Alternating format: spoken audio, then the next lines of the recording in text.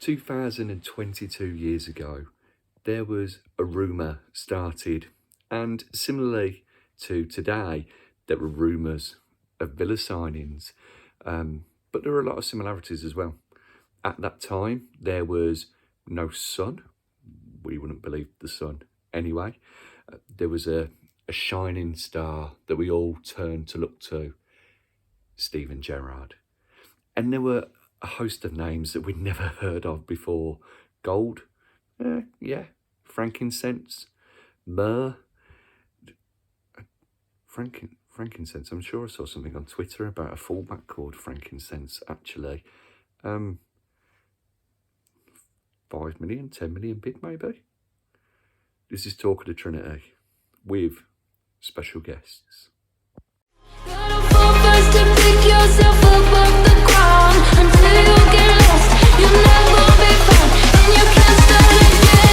Until you break down.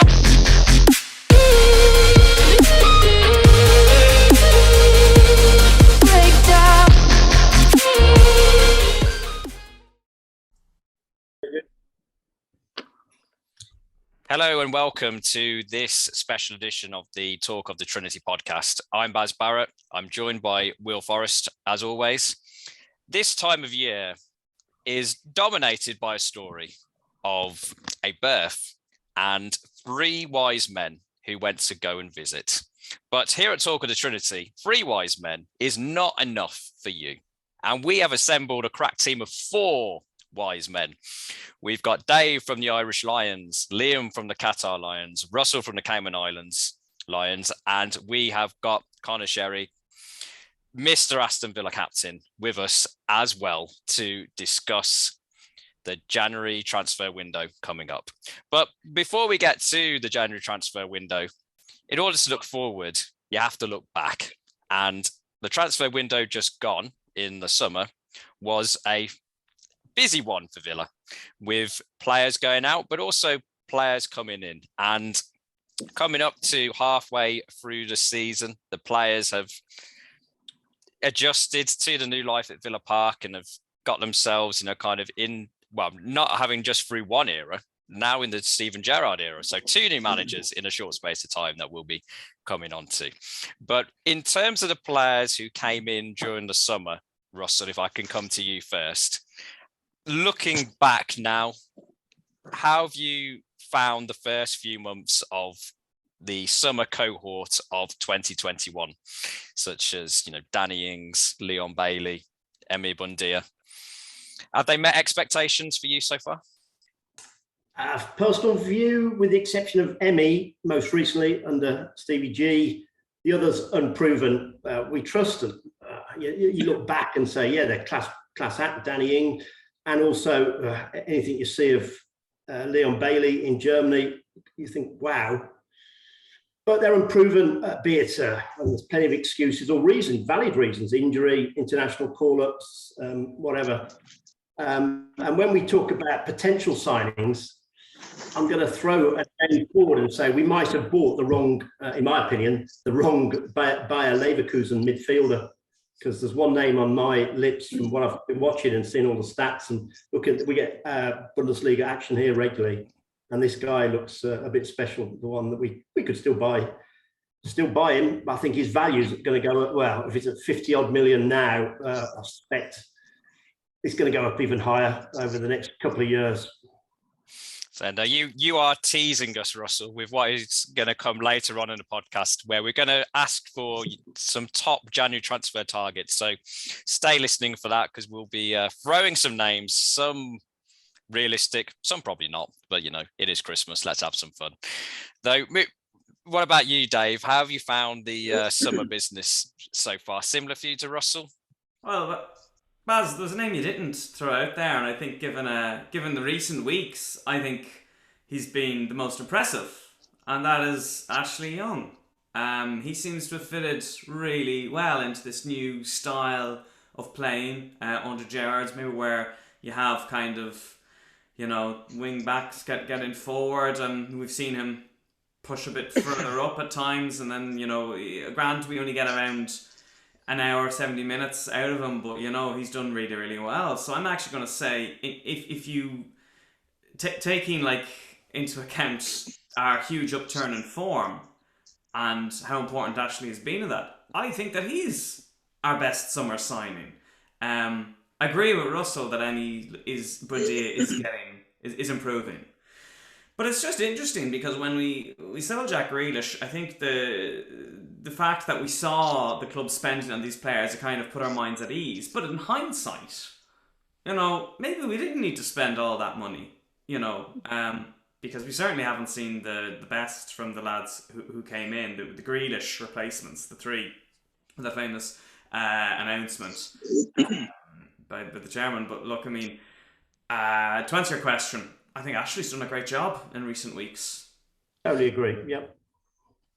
I'd say in terms of Ashley Young, I think because perhaps the expectation, whether rightly or wrongly, when he came in was for the experience in the dressing room, in the training ground, rather than necessarily playing. So to see, as you say, him step up to a high level over the last few weeks, especially under Gerrard, has been pleasing. And I agree, perhaps not what was expected in the summer.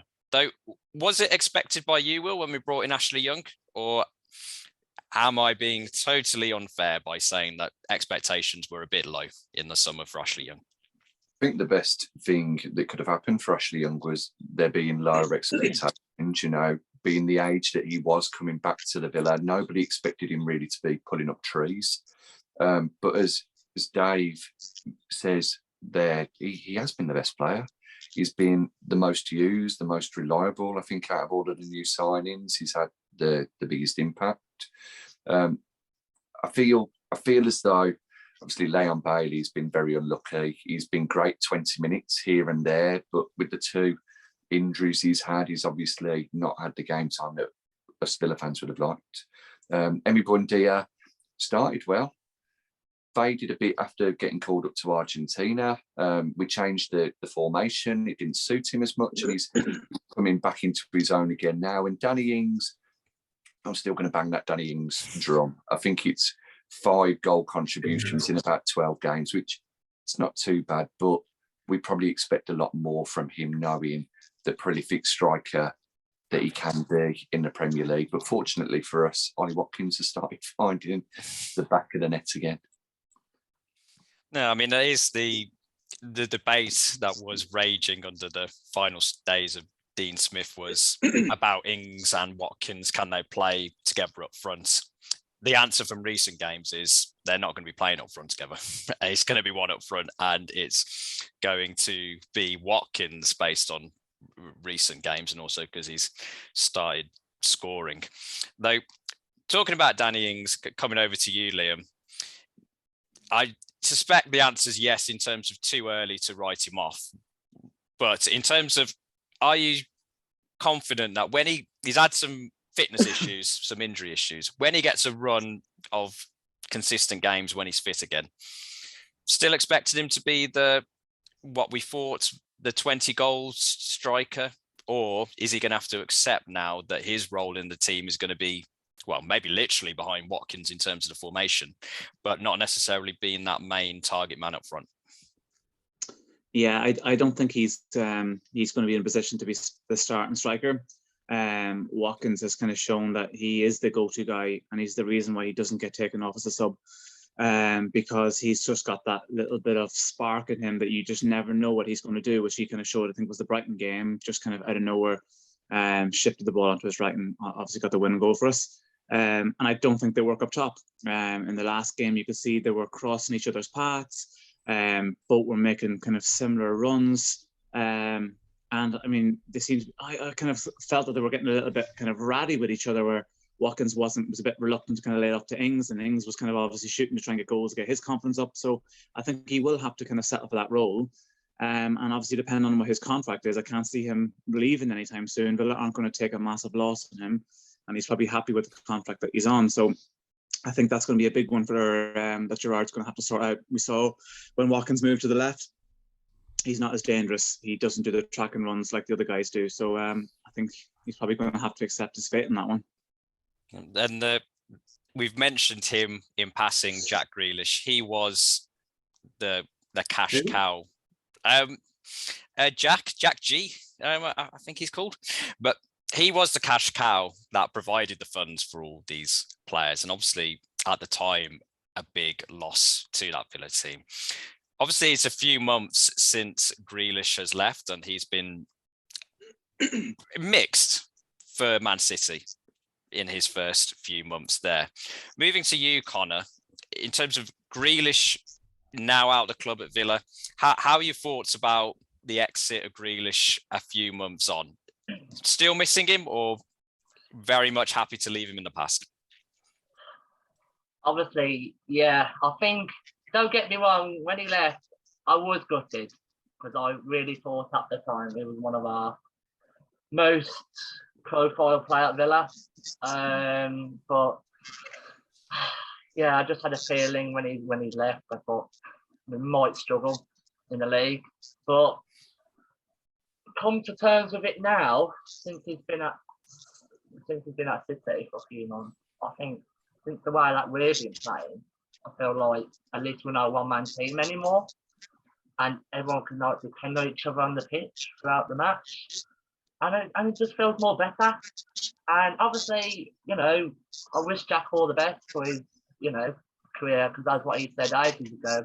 He wants to go to a top club and obviously play in Europe and win trophies. That's his aim. And you never know, one day he might come back to Villa just like what Ashley Young's done. So, yeah, I just think what we need to do now is just try and forget about Jack now, and we can carry on with our own business for the rest of the season. So that's my thoughts, really. Yeah. And that is the perfect link, because we are going to forget about Jack Grealish immediately and move on to January transfer business. Just to demonstrate that we do put a little bit of thought into the podcast in advance, we did ask our esteemed panelists to think of a list of 3 players who they wanted to target in January, whether realistic, ambitious, dream players, whichever they may be. We haven't seen the list in advance, but now, like Christmas Day, we're unwrapping the gifts. It's revelation time. So starting with you, Russell, you may have mentioned a certain player or hinted at a player who you have got on your, or I'm going to assume you've got on your list, otherwise this link's gone very badly wrong. But in terms of one of Leon Bailey's former teammates who you've been keeping an eye on as somebody who you might be thinking that should be brought over to Villa in January. Okay, I'll give you his name in a minute, but I've got to say, and you'll tell me I'm stating the obvious here, and it's a bit of a doom and gloom sort of message for all teams who start dreaming of signing players, loaning players, that the current situation, the pandemic, is going to absolutely cause, and it's been in the state of the media already, Premier League clubs, I expect, to stockpile players and not really allow loans. Why would you start allowing players to be loaned out when you've got the difficulty of losing 3, 4 more players from COVID? So that's a bit of a doom and gloom, but I do have still have my dreams and thoughts. And that one player I mentioned, hinted at earlier, is a guy, he's only 18. He's Cam, as well as being attacking midfielder. Cam is also can play out on the left. His stats for goals and assists together, his name is Florian Wirtz. I thought my German spelling. German guy, W-I-R-T-Z, I think it's the spelling. Forgive me if I'm wrong. And I just think he's going to grow and grow. He's with Leverkusen. And yeah, if we all say, well, we probably signed, I hope we don't say we've signed the wrong midfielder if we were able to get a young, talented 18-year-old like that. But it fits Villa's profile in signing young players for development and, yeah, great worth to the whole club. But would Leverkusen allow him to go? I don't know. You've got to, in answering the question, your sort of suggestion, we all thought of 3 players. I started thinking, well, yeah, but which clubs, back to my doom and gloom message to start, which clubs would realistically wish to sell? So there's lots of paper talk about the Rangers, the number of Rangers players. One guy I really like at Rangers is Patterson, Nathan Patterson. He's only about 20. And then we probably do need a CDM. So looking at our needs as well, which type of team might be willing to sell a very decent, because we've got to be looking for an upgrade to Nakamba and what we've got. And I think there's a guy at Marseille, Boubacar Kamara.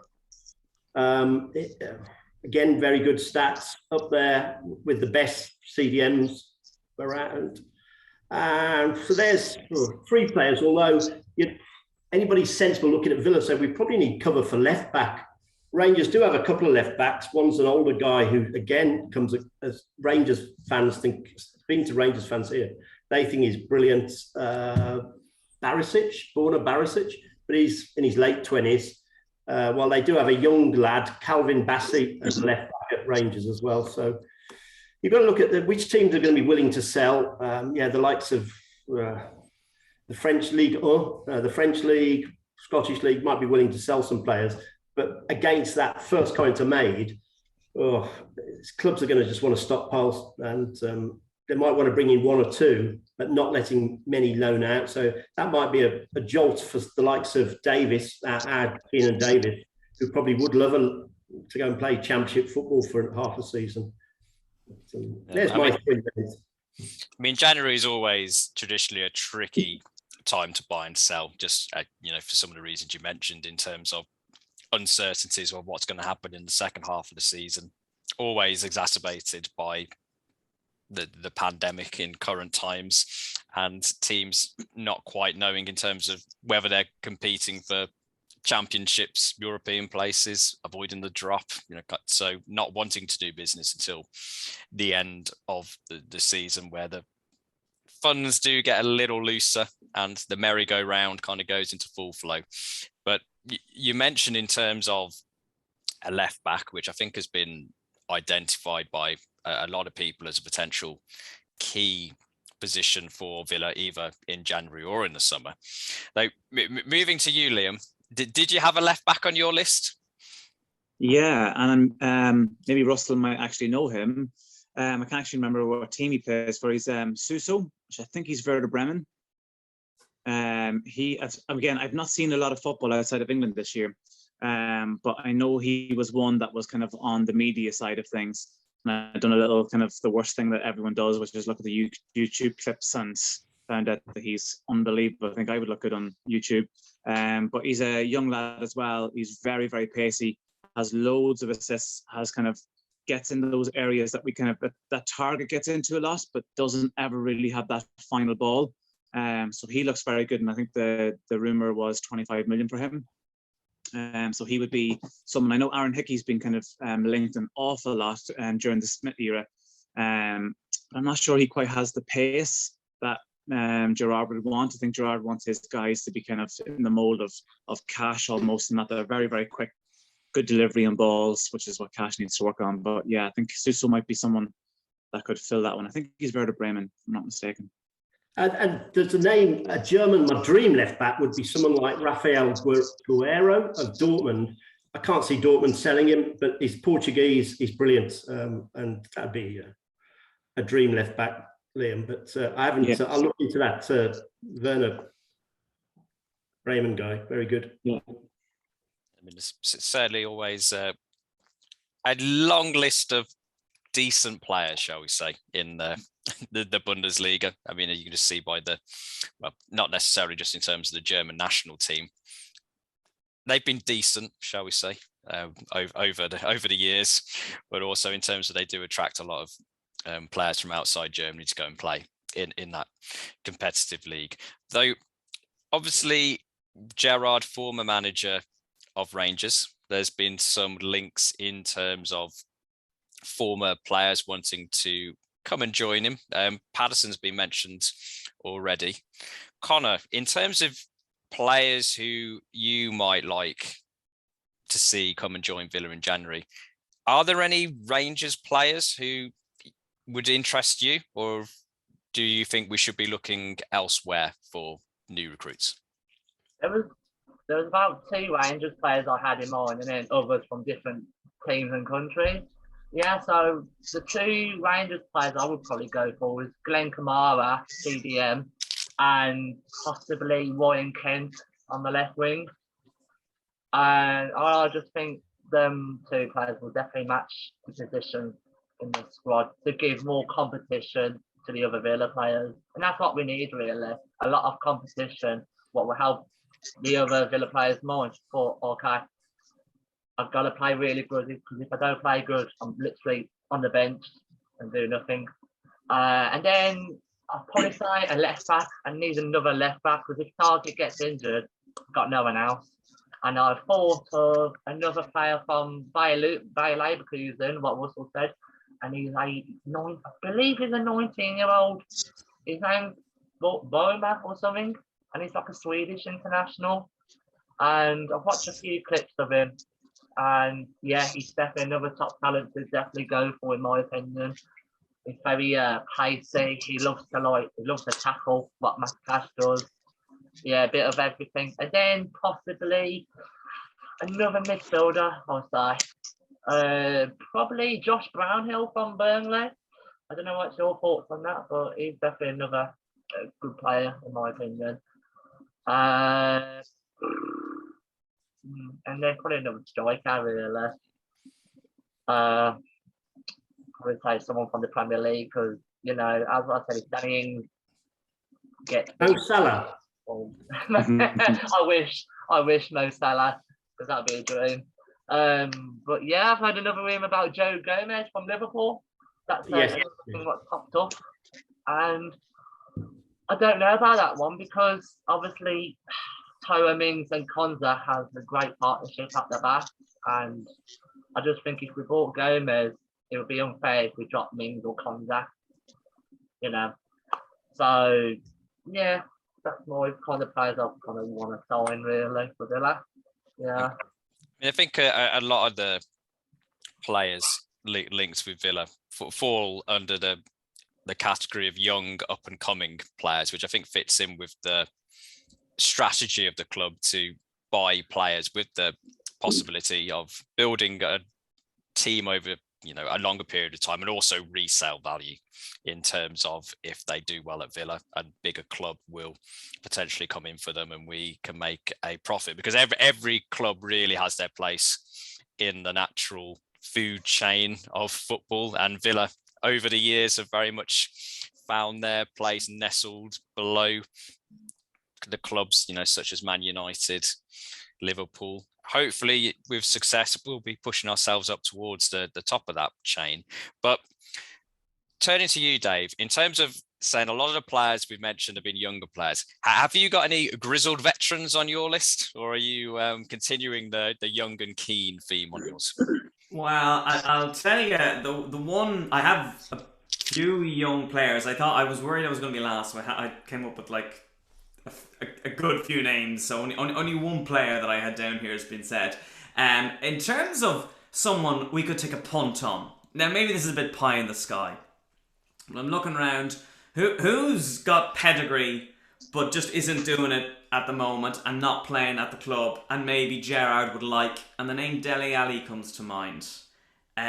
He's 25. He's not getting his game at Spurs. I had a quick Google beforehand. I think Steven Gerrard gave an interview years back and said he really regrets that Dele Alli was not signed for Liverpool when he was there, and they could have had a partnership. Now that would be a punt. I'm sure his wages would be high. Maybe it's not. Maybe there's a whiff of Ross Barkley about it. But I just wonder, could we get someone like that in? And that would kind of be, not that we're going to mention Grach Gilas anymore, but you know, to kind of do that role in midfield. But look, that was I like, he's not old, like he's 25, but you know, that's the kind of the veteran or the experienced person that was on my list. I know that's a bit of a gamble, so I'm sure you'll want to talk about that. I had a couple of names, a couple down at left back. If we want to test Everton, how strapped for cash are they? There's Lucas Digne. We do need a left back. If we wanted to have the up and coming person, Norwich have got a guy called Max Aarons, and he can play left back or right back. Now it does look as though we're signing, you know, the Norwich City squad. But, you know, is he someone who can improve? If Norwich's business model is go up, go down, sell your best players for big money, rebuild a squad, you know, maybe they'd be open to an offer. And I suppose the other one, I mean, do we want to get cover? I mean, I did have question marks. I had a little look through the Liverpool side, so I had a question mark beside Joe Gomez. The other name that springs out is Nathaniel Phillips. And again, I know Konsa and Mings are doing well, but I just wonder to lift us to that next level, to get us back into Europe. Our defence is our forward's going to be terrified, you know, of Mings and Konsa. I'm not so sure, you know, and maybe Konsa has more improvements to make. Mings, I think he's a class act, but there are moments there, you know. So bringing in another quality defender might be good for the squad, and they can all battle amongst it. So overall, on the question of January transfers, I'm not a huge fan unless it's someone you sign like on loan with a view to buying. It's a tough time to buy people. People seem to be overpriced. If you can do a deal with someone like maybe Digny, that would be an opportune moment. But by and large, it's loans in January, and I'm not a huge fan of loans because we've brought in people like Kyle Walker and Ryan Bertrand, and they've just gone straight back to the club. So and we've had the same problem again. So I'm not huge. I'll caveat everything I've said and I think there's almost a case that we say we don't sign anyone in January and let Gerrard keep on working with the players that are there and maybe address the situation somewhere. I'll throw in an older name for left back.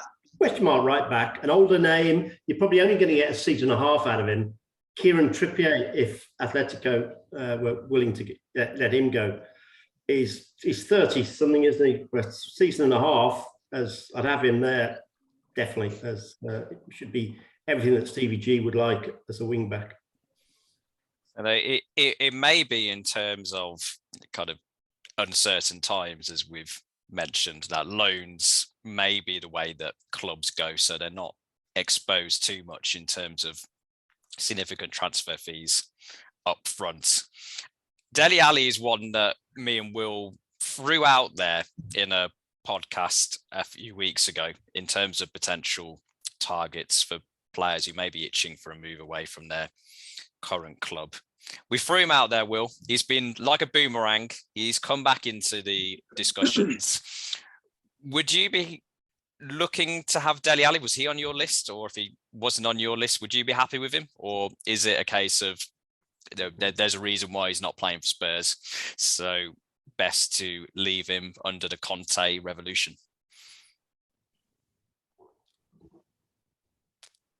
And in the joy of all good Zoom meetings, I have to say you're on mute there, Will. Which saying doesn't work for our podcast listeners, but for those watching on YouTube, no, we just filled you in there. There we go, plonker alert. Dele Alli for me. Dele Alli is a very good player. He played well for Tottenham the other day against Liverpool. He wouldn't be on my list at the moment. I wouldn't look for another attacking midfielder at the moment, really. I think we've got an abundance of them, especially with Trezeguet coming back and Traore due to come back and Leon Bailey to seemingly play his first game for us. I know he has appeared once or twice since signing. I go down different routes. I think I'd try and go hard rather than go home with the players that I'd want. Yes, they're a bit of money, but we've probably got some left over from the summer, you know. We need a left back. I was thinking Hickey, as mentioned by Liam, but I'd probably try and get someone a bit more established. Maybe a Luca Dean, from Everton, 27. So he's coming towards the prime of his career, really. Great left foot on him as well. I think actually Dave Martinez Dance Dave also mentioned him. You've got someone correct, obviously. Someone who Connor previously mentioned, central midfield wise, especially with Nakamba getting injured. You've got Bissouma at Brighton. Previously in the summer, I wouldn't have thought he'd wanted to join us, but now you've got the lure of Steven Gerrard. I think Steven Gerrard's name adds so much more to the value that he's Aston Villa than Dean Smith did before. As great as he did for us, I think Gerrard's name is a bigger attraction. Another player who I'd prefer over him, though I'm not going to make, this isn't one of my three, It's a loophole that I'm finding myself going through. Conor Gallagher at Palace and Chelsea is absolutely fantastic. Imagine him and McGinn next to each other. But the third one I'll throw out there is an attacker, and that's Julian Alvarez at River Plate. Someone needs to snap him up sooner rather than later, because the big boys are going to come circling. So why not Aston Villa? Why not make that first move? And if we can make a buck off him, in a few seasons' time, great. He could be the next Juan Pablo Angel for all we know. Yeah, and if we get him signed up right at the start of the transfer window, then he could have his first game against Man United, which isn't that Angel's first game up at Old Trafford. Well, Man United away, yeah, went to that. Yeah. So we get a private jet and ask Boris to look the other way in terms of restrictions, in terms of people flying in, and then let's see what we can do. In terms of Bissouma, for me, I think it'd be a great signing. Whether Brighton would want to get rid of him in January is one thing. I mean, they had a decent start to the season, but it's began to go a little downhill or back towards where you'd expect them to be, depending on which way you look at it and evaluate Brighton. I mean, when we played them under Gerrard for first game, I think we were comfortable in terms of the 2-0 win. So you'd expect at the end of the season, well, obviously we're biased, but I'd expect to be above Brighton at the end of the season. And then maybe the summer may be a realistic time for Bissouma. And because I agree in terms of a central midfielder wanting to go and learn from one of the best of his generation, that is going to be a great calling card for us, having Gerrard. I had the joys of going last is that I can, like a bingo card, have ticked off all the names that I wrote down. So I did have Sousa left back. I think it's at Stuttgart, if we're thinking of the same one, a Croatian left back. I think he's been linked and seems like more of an attacking fullback than target, which seems to match Gerrard's style of play in terms of wanting his fullbacks to push further up the field. So I think in terms of fits the mold of young, attacking, resale value. I think if he does a decent job there, else expecting Croatia to continue to do things on the international stage. So his presence in that squad and in big games, you think is only going to increase. Nakamba's been injured for a few months. He's going to be out for a few months because he's injured. That is going to be a big hole in the Villa team. Somebody who I don't think we call him up and call him a stopgap, who's been mentioned, Glenn Kamara. I think beforehand, would I have been particularly excited about Kamara? Not really, if I'm being honest. But I don't think we'd have to break the bank for him at Rangers. I mean, I think Rangers will not be very nice to us in terms of our first few phone calls after taking Gerrard. But I think the reality of the situation for them will soon hit, and I think a deal could be done potentially if we were going to go down that route. And Alvarez as well, I had him down on my list as well. I think it'd be a statement signing. The club's linked with him, and it's no guarantee that they are going to be a good player, but they're getting bigger and bigger. I think I saw in Inter Milan, the latest club linked with him. So if there's an opportunity to get in under the radar before everybody else does, then yeah, I think it's an exciting signing and fits in with an exciting team that we're trying to create. We mentioned a few loan players, and there was somebody who I've wrote down who may be available on loan, and not because I would necessarily have him, but player from a big club, player who had a decent loan spell in the second half of the season at another club, probably round about the same level. I'm going to throw this name your way, Liam. Jesse Lingard. Would you have him? Well, do you think he would be a good sign for Villa? Would you have him, or do you think we should steer clear? Yeah, I think I'd be steering clear on him. He is a very good player, and he's definitely got quality there. But it comes at a consequence of someone else being squeezed out, and does a hamper the development of young Ramsey. I think Buendia before the end of the year is going to be a quality player, and I think we're going to see the best of him and him start to kind of establish that form again. But yeah, I wouldn't be taking a risk on him. It's the same kind of risk that you take with Dele Alli. No, I think Lingard's probably got more of a work ethic, which I think he probably has on Dele Alli. I don't know whether Gerrard takes to Dele Alli in regards to maybe the attitude and the unwillingness to kind of get back, where maybe Lingard has got that. But yeah, it comes to the consequence of someone else, and I think a defensive midfielder comes in there, and then you're going to have two players out of McGinn, Ramsey, and Louise kind of fighting it out for those central positions. I don't know if an extra player comes in there does us any favors. I think the DM has to be the priority this transfer window. I mean, I think similar reasoning in terms of not wanting to take game time away kind of sways me against Gomez, who we mentioned. In terms of quality, great player. And if it was an option to buy him, then yeah, I would be in for Gomez. But we've already got one centre-back on loan from a big club in Twanzebe. I don't think we need another just for half a season. If the whole, I see why Liverpool would want to send him to us because we get him fit and then he can potentially slot back into the Liverpool team next season. But I think there's maybe, as Connor mentioned, there's maybe a question to be had in terms of whether Mings and Konza is the centre-back partnership moving forwards 2, 3, 4 years down the line. But in terms of for half a season, I wouldn't want to break that up by bringing somebody in on loan. But we're all putting down our lists of making our Santa's lists, checking them twice in terms of players we may be wanting to come in the transfer window. Unfortunately, that does often mean that players need to go to make room, or players that we just might not necessarily think have a future at the club. So it'd be best to send them on their way when we can get a little something for them. So in terms of players who may be leaving in January on a permanent deal, perhaps, or players who we think maybe it's time for them to go. Turning to you, Dave, is there a player in the Villa first team squad at the moment who you think, yeah, their time at the club is kind of at an end and we should be looking to cash in while we can? Or is it that everybody who we've got is fighting for their place in the squad and has a role to play in the second half of the season, so we should be keeping what we've got?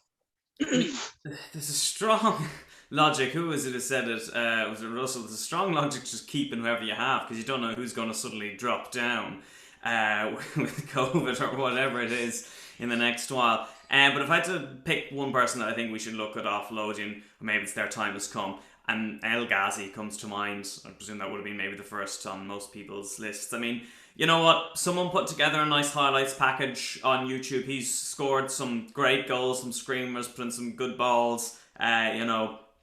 Scored 10 odd goals last season. Did well for us. But I don't think he fits into the team now. Maybe I would guess his work rate, the amount of distance Gerrard wants midfielders to cover, I'm not too sure he fits into that.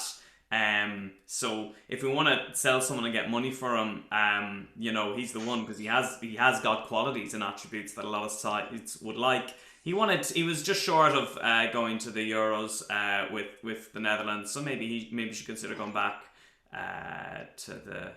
So it wasn't the Erdvisor, is that what it's called? And maybe a club there and get more regular football there for him as well. He probably doesn't want to be sitting on the bench as well. So I think it's a good time for both parties to say goodbye on that one. So he'd be top of the list at the door. Now, go back to something Liam said earlier. It just hit me then.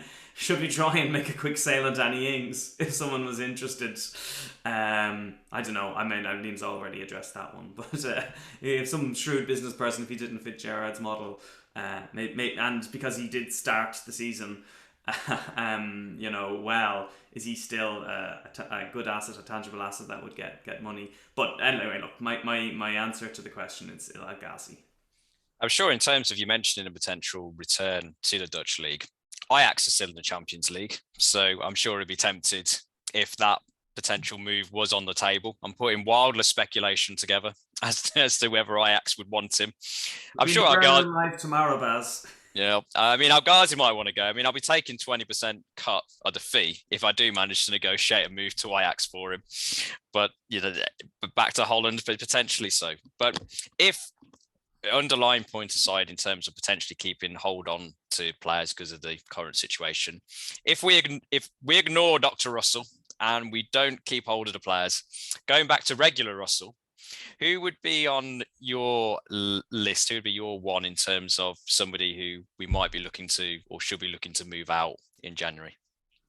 I'm totally agreeing with Dave in principle about El Ghazi. El Ghazi and Trez together are on my list of players who tremendous love and gratitude. Thanks, guys. You helped us get out of the championship. You helped keep us up.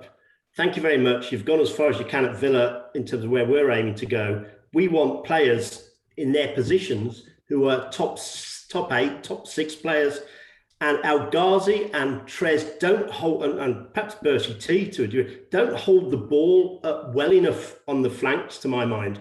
And we're constantly losing out, and we're under pressure again because they're not holding on to it. So I'm with Dave, but I would sell, for the reasons I've outlined, even Dr. Russell outlined, I'd sell them both in the summer and keep them for whatever value they could give to the team if we have a depleted squad for whatever reason in the last 5 months of the season. Is El Ghazi on your list as well, Liam? Or are you granting him a reprieve?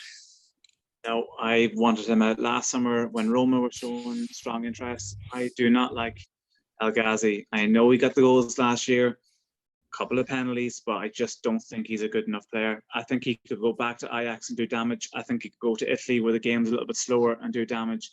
He's not good enough to be in the Prem, in my opinion. Trez, I think, will get until the summer anyway to prove himself, because no one's going to take a chance on someone who's just come back from injury. And I think maybe his work ethic might get him through it. But I think Bertie T is probably in danger.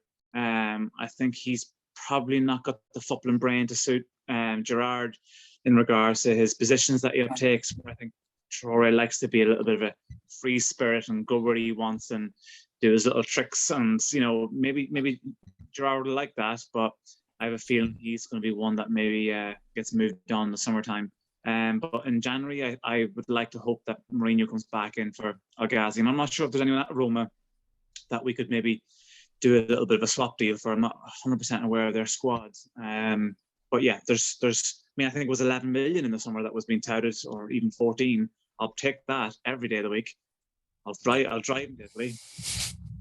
No, in these times, we do need to cut costs, save costs. So if your chauffeuring services are available, we'll pass your details on to Johan Lang. So moving to you, Connor, are you saving El Ghazi, or are you in the El Ghazi out camp? Right.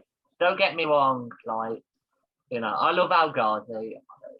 I want to say thank you for what you've done at Villa and helped us to get us back to the Premier League. But knowing Gerrard, obviously he's been there, done it, but with Gerrard, he wants quality players in the squad. And with El Ghazi, Trez and Bertram, I don't think they won't stay that long at Villa, so I never know, probably in the summer coming up, I think Gerrard will just get rid of them, really. I kind of agree with Russell, Liam and Dave, really. Yeah. No, we're almost on a clean sweep for El Ghazi here, Will. It's all on you. Are you saving El Ghazi, or are you confirming that it's the end of the road for El Ghazi? Or have you got somebody else on your list? I'm going to make it interesting. I'm going to book the trend. I'm going to keep El Ghazi for the time being to get through to the end of the season. Because of Trezeguet just coming back from his injury, I can see him going out on loan somewhere, maybe a Besiktas, the Fenerbahce, Galatasaray. Sort of, he's been linked with them before in the Superliga. For me, instead, and I'll be completely honest with you, I think there's only 3 or 4 players who are untouchable that you wouldn't sell if a good offer came in for them.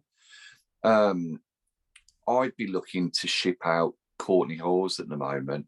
And the reason I say that, his contract's coming to an end. And I believe we've got the 1-year trigger if we want to. And, he's been a good servant, scored the goal against Man United, did well when we came up from the Championship. But we've got other players who are coming through that we can bring through next year, who can learn from Conser, who can learn from Mings, the likes of Twanzebe as well. You know, he's a Man United player for a reason. I'd be looking to cash in on Courtney Hawes at the moment. I think we can get better than him as well. You want a squad of players. You mentioned Joe Gomez before. You want a squad of players who the first 11 don't think automatically every week, all right, well, we're starting, we're going to start. You get someone like a Joe Gomez in, Contra and Mings are looking over their shoulders straight away. As good as they are as a pairing, they're looking over their shoulders thinking, hang on, Joe Gomez is here. On his day, one of the best English centre-backs that there are, really. And that's how it should be. That's how you're going to get a team that pushes for Europe. You look at the Chelseas, the Man Cities, and I know we're not there yet, but you even look at the West Hams who are getting into Europe, and they've got a great squad. They're players. They can bring anybody in, and they fit straight into the starting 11, and you think, bloody hell, they're still rather good, and they could turn us over today. I mean, I think certainly in terms of Gomez, if it was a permanent deal or option to buy, then yeah, I'd 100% agree with you, because he would certainly be an upgrade on Courtney Hawes, not being disrespectful to Courtney Hawes, but you know, Gomez before his injury was, gearing up to be, the established long-term partner for Van Dijk in that Liverpool defence, which 7-2 aside, is a pretty decent pairing that they have there. But in terms of mine, it may be linked, or I may be preempting whose players might be going out on loan. But I was looking at the squad, and I was thinking of players who I don't think really are going to, long-term for Villa's objectives of qualifying for Europe. Also, in terms of the player I ended up picking, was in terms of what Villa's objective, where they are now, a mid-table Premier League side, whether they're good enough for a mid-table Premier League side. And unfortunately for me, that brought the name of Keenan Davis to my mind, because I know there's been a lot of talk of him going out on loan to a championship club in the second half of the season. I know he's been linked with Stoke and other players at other teams. I just don't think he's good enough, to be honest. I mean, when we were in the championship, I didn't really see enough from him that made me think that he would be a long-term success in terms of goal scoring at Villa. He's been unlucky with injuries since we've been promoted to the Premier League, but it's a real fast-moving world, especially up front. And I just think that time is not on his side in terms of making it as a top half Premier League striker. And maybe we're better off taking the money now if somebody is going to offer us the money in my hypothetical scenario. But linking us on to players who may go out on loan, am I being too harsh on Keenan Davis, Russell? Is he somebody who you think should be maybe going out on loan in terms of getting some more experience? I know we've got Archer as a splendid-looking youthful talent as well, as a striker. So I'm not disagreeing with you. What I will say about, and I think I'm right in saying, I think he came off the bench, Albion at home last season, and helped us avoid what would have been a very embarrassing defeat to a team that was heading for relegation at that stage, Albion. Albion had taken the lead. Did they take the lead once or twice? Can't remember. But he helped us pull that game round and take a draw out of it. We were already safe. We were never going down ourselves, but I just wanted to thrash the Albion. But it wasn't we weren't at our best. And I think he did very well. Now, yeah, you can say one match doesn't make a player, one swallow doesn't make a summer, all those cliches. But if he's got that talent and you can see him doing it there, his influence on the game there, why isn't he doing it more often? Is it a lack of game time? So it supports the argument. Go and get your game time in the Championship and then aim to come back. But I'd rather send him out on loan next summer, personally, just in case the worst thing happens. Ollie gets injured, Archer doesn't cut it. I'd rather have Davis. Though anybody who scores against West Brom gets automatically a 10-year deal from Will.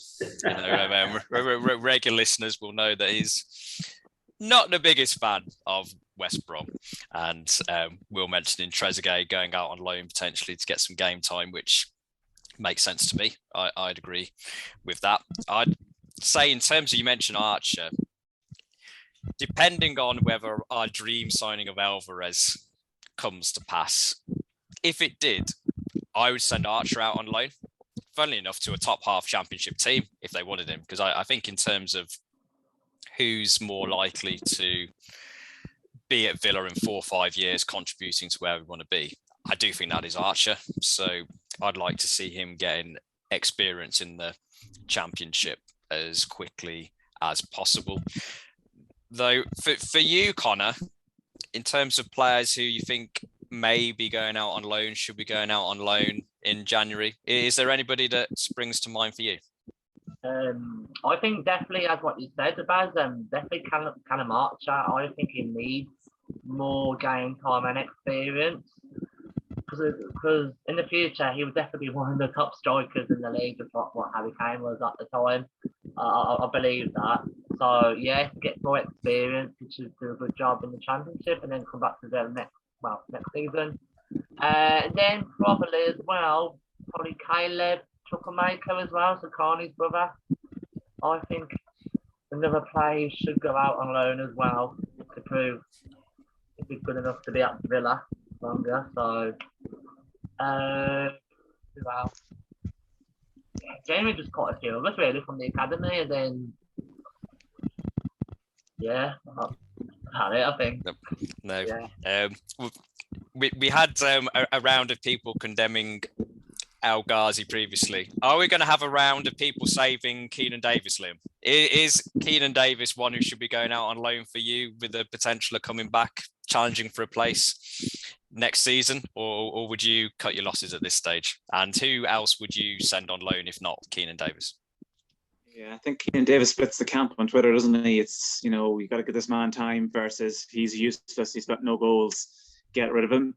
I think he deserves time. You're not going to get anyone who's going to spend big money on him in the championship. You know, how much money would you realistically want for Keenan Davis? You know, I think he deserves time. I think he has shown that he can be an absolute handful, and he's kind of shown in his last recent run of games, even with under 23s, that he was kind of starting to score goals. So a loan is definitely in mind there. It needs to be someone who's going to play with that target man. So Stoke kind of does spring to mind, and Michael O'Neill, I think, is probably the best man there to kind of support him. I think I agree with Connor. I think Caleb will probably get a loan move. I think Thorndike will get a move out of that kind of bunch of under 23s. I'd like to see Philogene Badis. I'd love to see him get some game time. I think he is lethal. I think he's raw. He's lightning quick. He has no fear. He can play left. He can play right.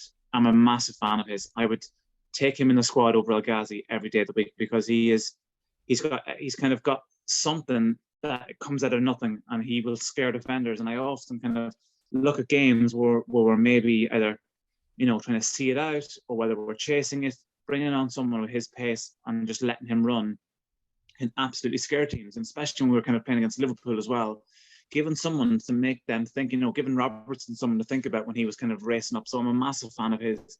I'd like to see him kind of do a bit of business maybe in the championship. And then I think, you know, Louis Barry's probably going to come back and go out again, unless the current Ipswich manager, unless McKenna sees anything in him. Yeah, and I mean, I'm kind of a little bit funny on Archer. You know, when I kind of look at him last year, and he was down in the very, very kind of lower leagues and wasn't really doing anything. He's kind of gotten a bit of run of games within the 23s, and he's shown that there is a very good player in there. Is there someone in the championship in the top half that takes a risk on him in January? I don't think so. Maybe someone towards the bottom might. As you said, loans are always kind of risks. You know, I don't know if anyone takes a risk on those guys. Yeah, I think if you're probably lower half in the championship, you probably want someone in the Prem who's probably maybe not getting as many games to kind of come in. I don't know whether anyone takes a risk on a Caleb Chukwuemeka to come in and turn the season around. So, yeah, January's going to be an interesting one. No, I mean, for you, Dave, Villa Jumbo Days. I mean, I think most Villa fans are, as Liam says, excited about his potential, hoping that he gets more opportunities in the medium to long term. Do you keep him around for the second half of the season to kind of learn on the training grounds from the more senior pros, or do you throw him out for a loan move in January? Yeah, I mean, it very much depends on whether he's going to get game time on the loan. I mean, as Liam mentioned there, Louis Barry, you know, he's at Ipswich and he's only had 2 games, I think, and I think both were subs appearances.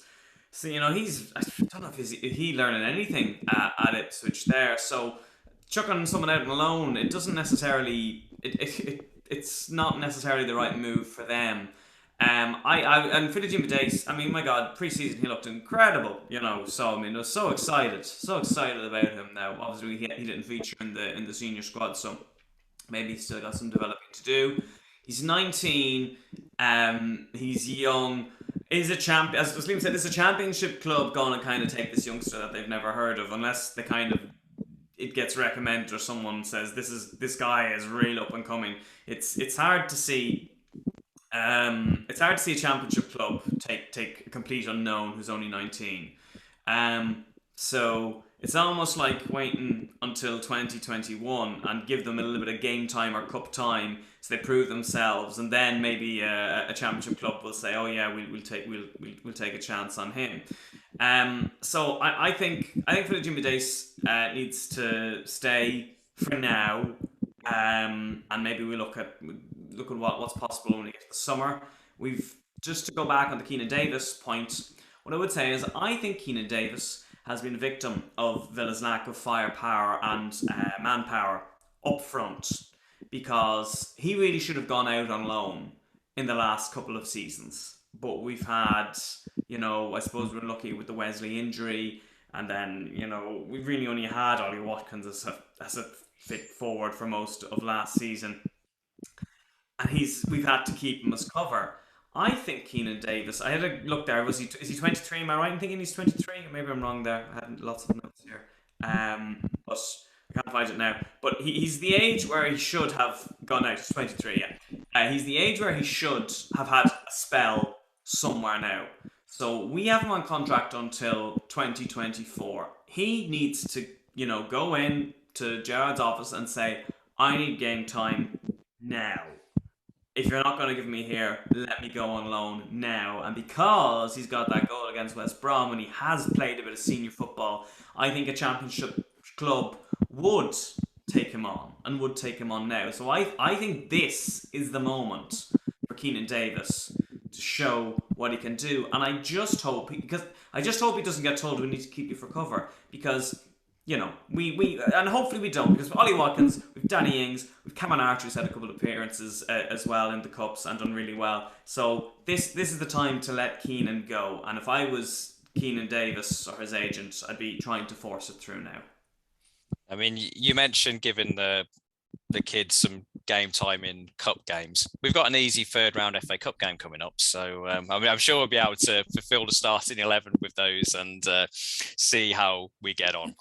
Although mentioning a lot of young players there who've been in and around the first team squads during the course of this season, played a few games. We've obviously got a thriving academy, which is really coming to fruition over, you know, years of hard work in the background, whereby, you know, maybe in the previous decade or so, the pathway was not as fruitful. And so great credit goes to that.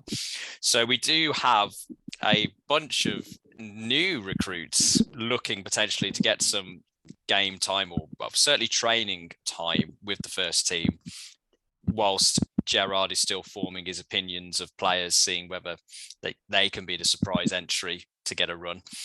Moving to you, Will, is there anybody in the under-23s at the moment who maybe hasn't made a first team appearance or hasn't had as regular opportunities as some of the players you've mentioned, but who you think would benefit from a move up to kind of the first team squad in the second half of the season? Maybe, as points have been made by our fellow pundits, to get them ready for a loan move when they're a bit more experience, maybe next season?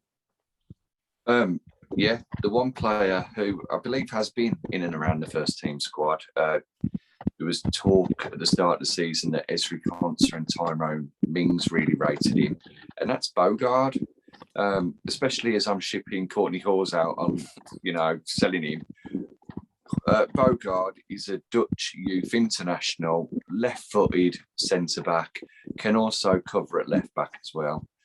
Why not bring him through? Why not play him in those easy third-round FA Cup games? If we've got the chance to have him on the bench, which we may very well do with the current situation in regards to COVID, then have him on the bench. And if we're beating the team and we're beating them quite comfortably with 10, 15 minutes left, bring him on. Put him on either at centre-back or put him on at left-back and give him some game time. See how he does. If he doesn't develop enough, you send him out on loan to the Championship next season. But if you show something about him, you've got him for next season. And dependent on whether Man United want to send Axel Tuanzebe back to the grandparents again for another season, then you bring in another centre-back. So you've got the four of them, maybe, a Tarkowski, somebody like that. And you develop him again. You need four good centre-backs. Why can't Bogard be one of those? That's certainly a lot of potential there. And the early signs are good as regards whether he's going to have a long-term future at Villa. How about you, Connor? Is there any players maybe potentially under the radar in terms of the wider public knowledge who you think maybe is going to be pushing to join that first team squad, or should be pushing to join that first team squad? As what Will just said, really, Bogard. When it was pre-season last summer, he definitely well impressed me. To be honest, he's definitely one of the highest, probably youngest players that we're at the minute. So yeah, I think Joe should give him a chance and see what he does on the field. Hopefully, if he plays against Man United in the FA Cup. And then probably Louis Barry as well. I know he's had a bit of not of a great start at Ipswich, but if we get him back and see what he can do, see what happens with that. And then quite a few others as well. I think what I saw on TV when Villa was at Norwich, he was from West Brom Academy and Riddenmead, and he came to us. He's got black hair on the sides and then blonde at the top. I can't remember his name. Hero Eggbunham. Is that the one? Hero Eggbunham. Hero Eggbunham. Tim Yeah, Robinson. Yeah. That was the one name I had on my list, developing with the squad. I've been lucky enough to see quite a bit of the academy teams on Villa TV, and he stands out, Tim Robinson, if I pronounced it correctly. Brilliant. Yeah. Stick him into the first team. Stick him into the match day squad, as you say, Connor. And love that. Love him. I believe he was actually at the Norwich game. He was on the bench, but he didn't play. But yeah, he's another great shout to play at Man United soon. And yeah, I just think we've got a great academy, to be honest. And it's all thanks to I think Christian Herzog, who managed to rebuild the academy again and get great younger players now. So yeah, things are looking great for Villa.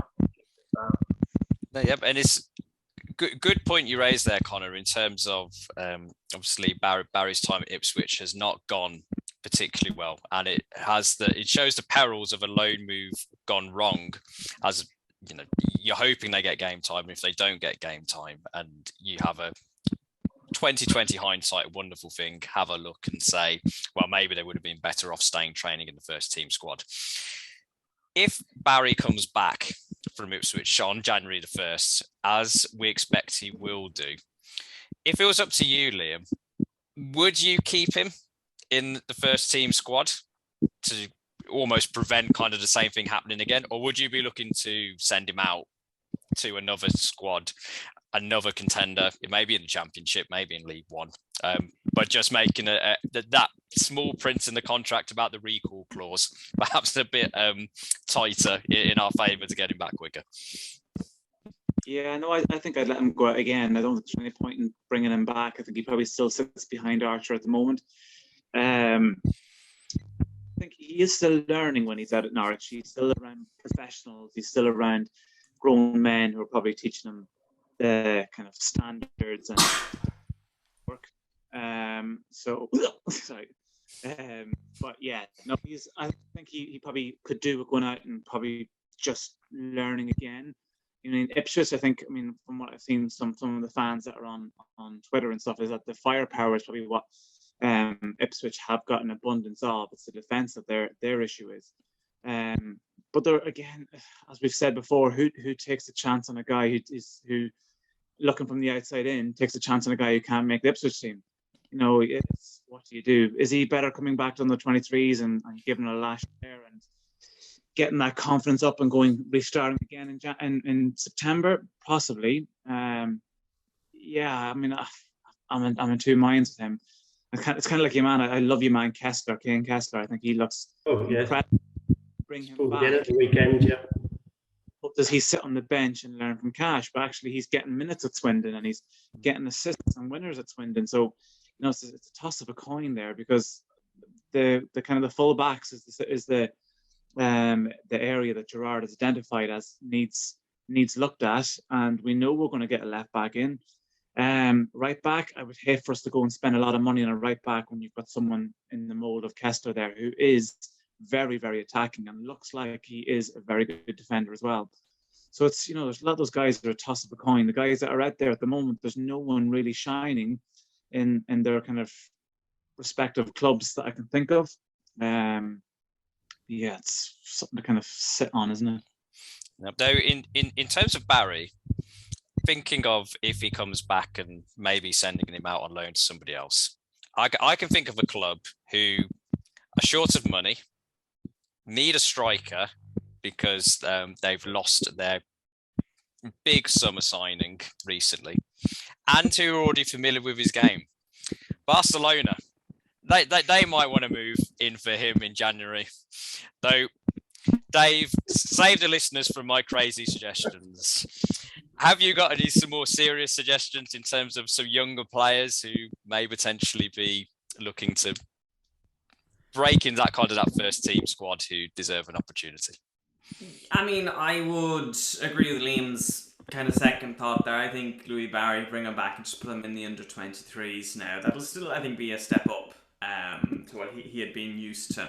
And whatever has happened or whatever's gone wrong, I can only imagine what the guy's going through at Ipswich. He's probably feeling pretty miserable. It's cold in Ipswich, if I remember going there, and it's not very nice. So bring him back and put him into the put him into the 23s there. Isn't it fantastic that, my God, you absolutely lose track of how many players we have and who could break through when we're having this conversation. A few years ago, this would have been a very short conversation. We'd be trying to think of the one person who might come through. This is just phenomenal. We've got so many people, and we've got people who have made the breakthrough, like Jacob Ramsey and the Carney Chukwuemeka, and then of course Caleb's there. Aaron Ramsey, what's happened with him? He's a really good player as well. He's a bit younger than Jacob, but now the fact that he's just been injured recently. Injured, that makes sense. Yeah. He's put his England representative honours at his age group. He's had a good season. Yeah. So keep an eye on him as well. And the fact that his brothers make the breakthrough, does that mean that he'll be have that extra kind of fire in his belly to go and emulate him? So it's just such an exciting time, isn't it? I think all the names have been said. I've got nothing really to add to the conversation, just to say, look, fantastic work to the people behind the scenes and Sloan getting all the great players and coaching into the youth academy. It's hopefully a very bright future ahead. Yep, certainly looks that way, and hopefully it's a model that will continue to grow and improve at Villa for many years to come, and that can only help us, I'd say, in terms of our ambitions of Europe and beyond. So, in terms of a name I'd throw in, maybe to get some first team exposure on the training ground, I'd throw in Ben Crishen. I know he's, but if the rumours are to believe, he's caught Gerrard's eye and he has trained the first team squad. I think his flexibility playing left back or right back will be useful at this stage of the second half of the season. We're a bit light on numbers there. Whether he's a long-term future, obviously, Liam, you mentioned Kane Kessler, whether he would beat him for a spot in the team come the summer. Different question, perhaps. Different answer, perhaps. But, I think in terms of where we are currently, I'd get him on loan. I'd leave. I'd get him in the first team squad, leave Kessler out on loan, get him on loan if that is possible. So wrapping it up, we're going to come full circle. We've mentioned players who we may want, some may be more realistic than others, players who may be round the fringes of the first team and maybe breaking into the starting 11. I'll read you the team for the last game Villa played at time of recording, which was Norwich away. And the team was Martinez, Cash, Konza, Mings, Target, McGinn, Douglas Luiz, Jacob Ramsey, Emi Bundia, Ollie Watkins, Ashley Young. Transfer window slammed shut end of January. Looking at the team for the first game after the transfer window has shut. We'll come to you first, Will, because this was your idea. So we'll let you lead by example.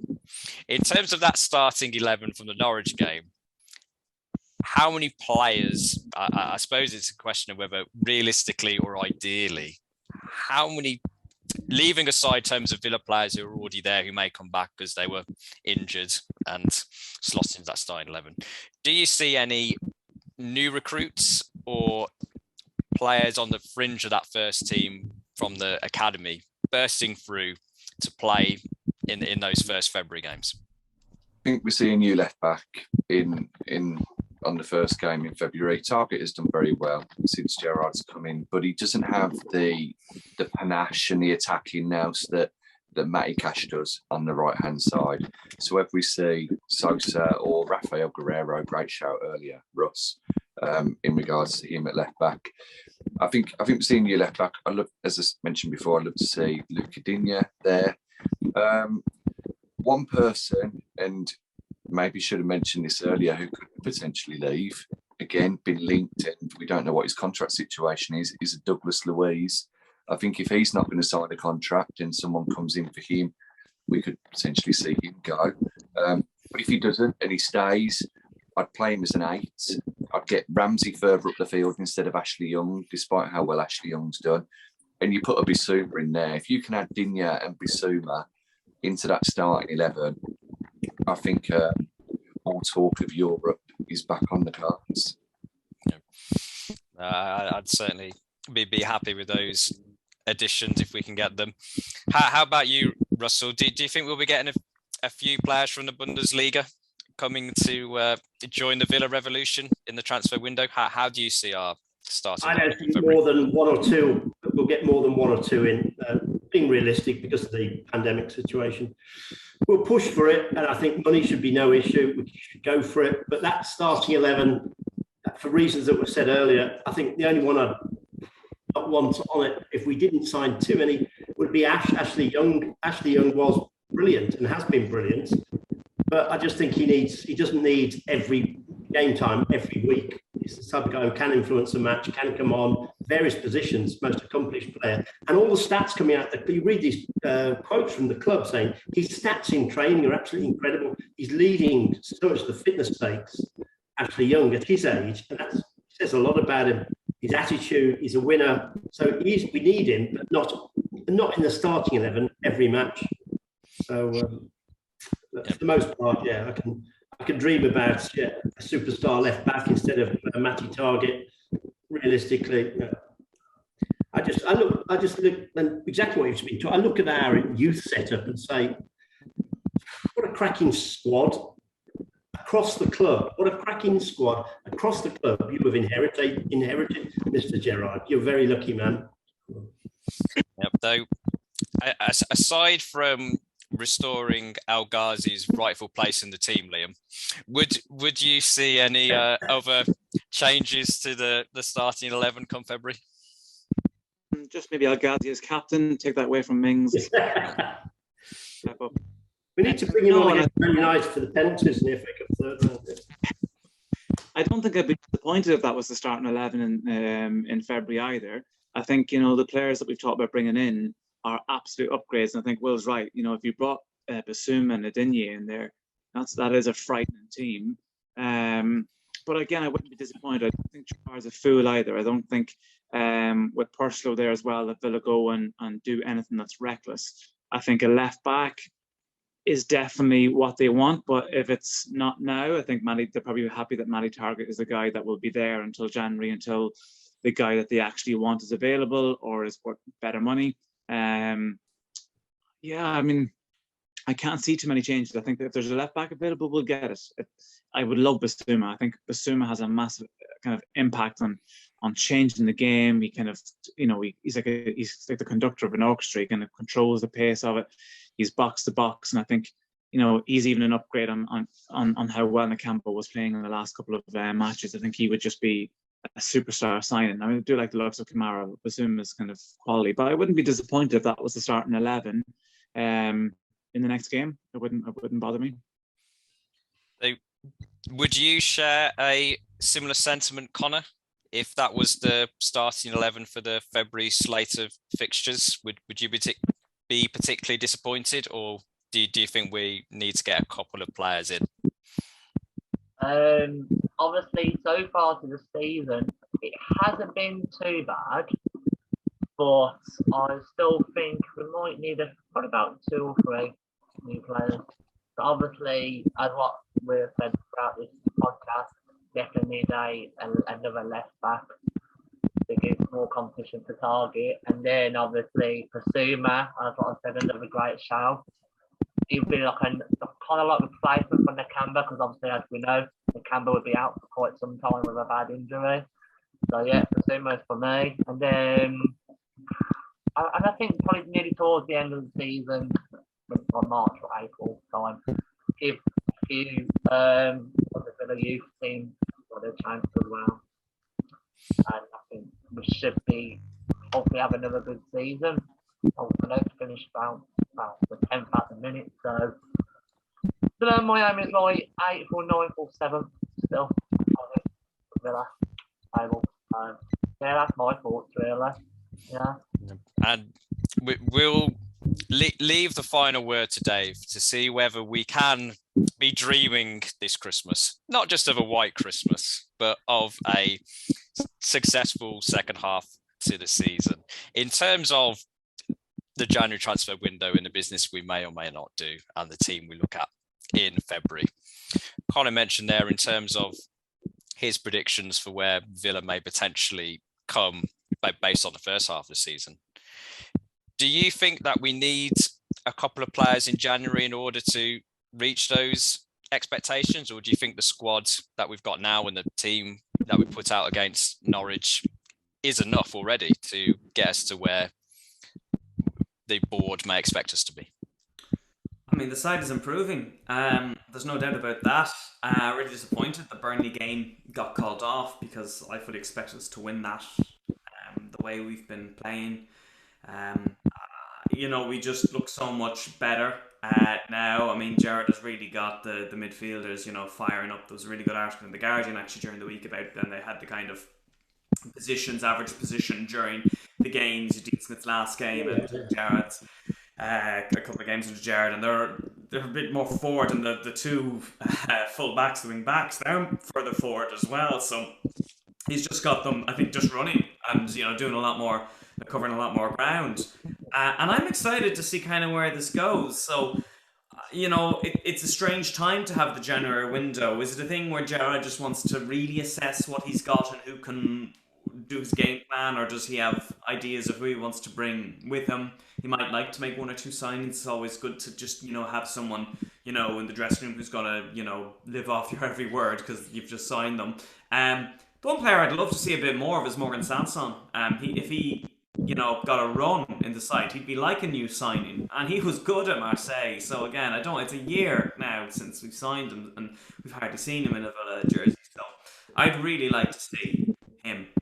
In terms of starting any players again who weren't in that lineup against Norwich, Chukwuemeka. I mean, what a run! What a run to set up Ollie Watkins' goal. I was just so delighted for him. It was him through and nearly scored against Man City as well. So he's itching to get forward. So I'd love to see him in. Maybe not for the easy FA Cup third round game that we have, but no, maybe again. There'll be sides like if it was a Burnley side at home, I'd say stick him in. If the game, hopefully fans at Villa Park put the likes of him in, as starting, and see what happens. So I'm perfectly happy with some of the players that we have at the club at the moment to see us to the end of the season.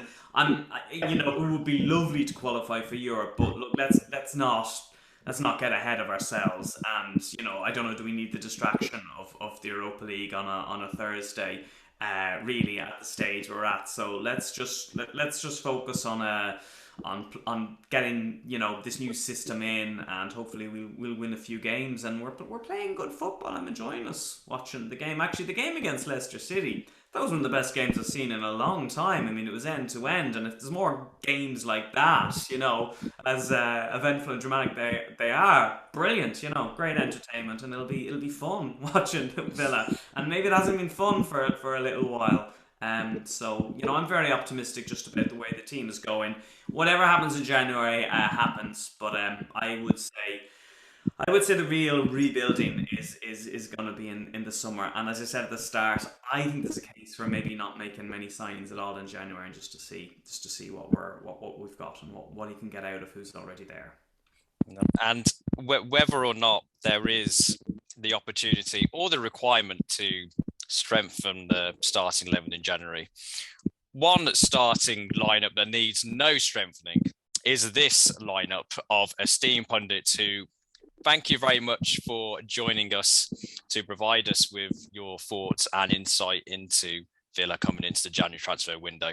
This is going to be the lineup for a review of the transfer window, which we'll be recording at the start of February. So we'll be able to get your thoughts on how the window went and whether it went as well as you hoped or thought, or things that weren't even in our comprehension, recording this just before Christmas, that have blown us away in terms, hopefully for the right reasons, I should say, in terms of giving us even more optimism. Because I think going into the new year, I agree with you, Dave. There is real optimism about Villa and the life under Steven Gerrard. The start has been very positive. We've touched upon the strength and depth in the academy and the players looking to break into the team. So there certainly is reasons to be optimistic for 2022, and probably in the same sentiments that have been said for the last couple of years. Next year can only be better, right? So